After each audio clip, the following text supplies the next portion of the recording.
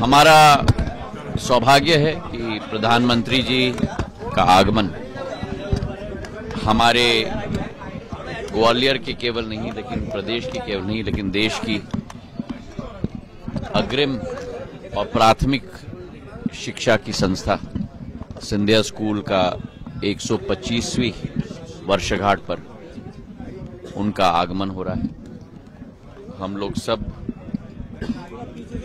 उनके कृतज्ञ हैं कि उन्होंने अपने इतनी व्यस्तता में अपना समय निकालकर हमारे संस्था में पधारे हैं।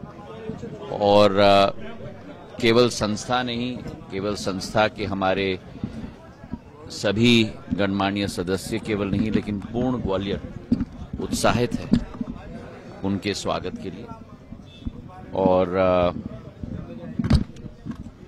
एक बहुत महत्वपूर्ण समय सिंधिया स्कूल के इतिहास में भी है। 1897 में जो स्थापित शिक्षा की संस्था माधव महाराज प्रथम के द्वारा ग्वालियर स्टेट के लिए केवल नहीं, लेकिन देश के लिए की गई थी, आज वो एक बहुत महत्वपूर्ण स्तंभ के रूप में भारत की विकास और प्रगति में स्थापित हो चुका है। आज मेरा अलग अलग विधानसभाओं का हमारे पोलिंग के कार्यकर्ताओं के सम्मेलन का दौरा की शुरुआत हो रही है। पिछले प्रवास में मैंने बितरवार और चंदेरी का दौरा किया था और अब निरंतर अगले 8-10 दिन में मेरा दौरा है और मुझे पूरा विश्वास है वो अब उनका काम है। मुझे मालूम है मेरी सोच कांग्रेसियों की नहीं है जो हर चीज को पकड़ पकड़ के फाड़े। मेरी यही सोच है कि हमें अपने काम में अपना ध्यान देना होगा। उनको अपना काम देखना है, हमको अपना काम देखना है। मेरी सोच सदैव सकारात्मक रही है। मेरी सोच सदैव जनता के विकास और प्रगति और संगठन को मजबूती प्रदान करने की रही है।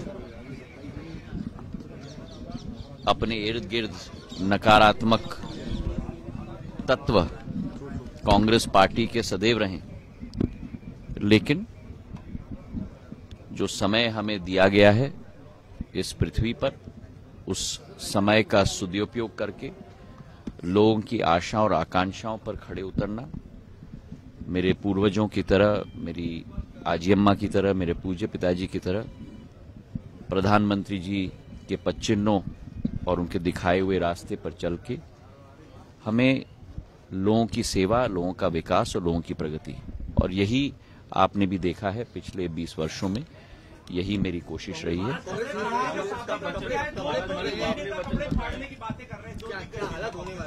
अब आप समझो कि अगर, और ये मैं कोई टीका टिप्पणी के रूप में नहीं, लेकिन अगर दो लोगों के बीच में ही, दिग्गज नेताओं के बीच में इस स्थिति पर चर्चा हो रही है, तो अगर, और मुझे विश्वास है प्रदेश की जनता ये होने नहीं देगी, लेकिन अगर उनके हाथ में शासन आएगी तो जनता का क्या हाल होगा?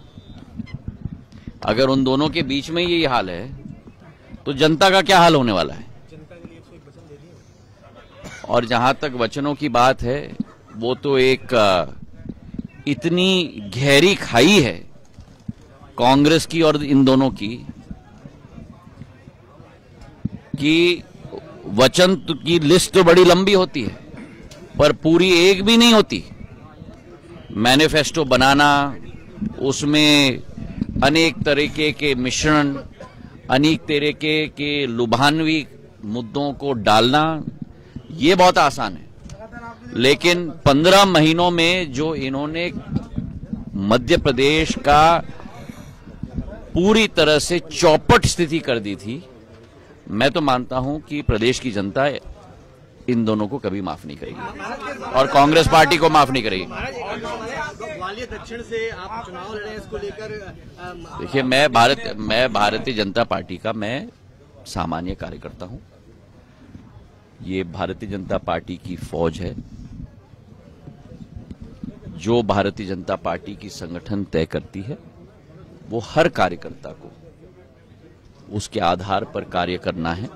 और आप देख ही रहे हैं कि पिछले 3-4 महीनों से चाहे मुख्यमंत्री जी हों, चाहे प्रदेश अध्यक्ष जी हों, चाहे नरेंद्र सिंह जी हों, चाहे शेजवलकर साहब हों, चाहे प्रदेश का एक एक नेता स्ट्रोक कार्यकर्ता हो, पूर्ण लगन से लगा हुआ है। और उसी तारतम्य में हमें उसी रास्ते पे चलकर काम करना है।